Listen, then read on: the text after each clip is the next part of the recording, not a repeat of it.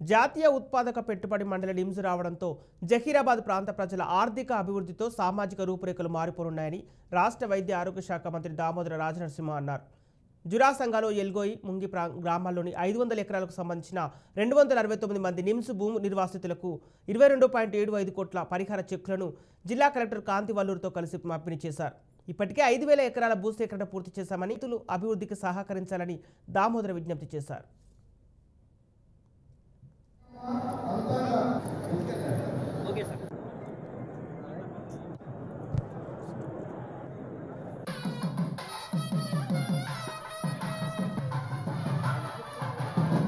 ఈ నిమ్స్ వల్ల న్యాల్కల్లు, రాయకోడు, జైరాబాదు, సదాశివపేట వరకు ఇక్కడ ఈ ప్రాంతంలో ఉన్న ప్రజల యొక్క ఆర్థిక సామాజిక రూపురేఖలు మారిపోతాయి.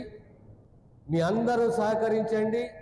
ఈరోజు 500 ఎకరాలకు సంబంధించి సుమారు 229 కుటుంబాలు చాలా మటుకి మునిగికెళ్ళి వచ్చి ఎలుగోకెళ్ళి రాలేదంట. మీరందరూ కూడా రండి, ఈ చెక్కులు తీసుకోండి. మిగతా వారు కూడా మేము ఆదుకుంటాము. సుమారు 5,000 ఎకరాల భూసేకరణ జరిగింది. ఇంకొక 7,000 ఎకరాల భూసేకరణ జరగాలి. ఓవరాల్గా ప్రాజెక్టు యొక్క కాస్టు, నిమ్స్ ప్రాజెక్టు యొక్క వ్యయము 45,000 కోట్ల రూపాయల నుంచి 50,000 కోట్లకు పెరుగుతుంది.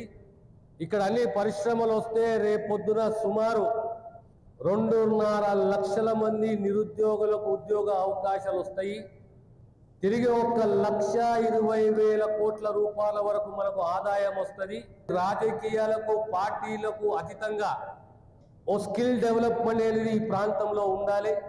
ఈ నిమ్స్ వల్ల న్యాల్కల్లు, రాయకోడు, జైరాబాదు, సదాశివపేట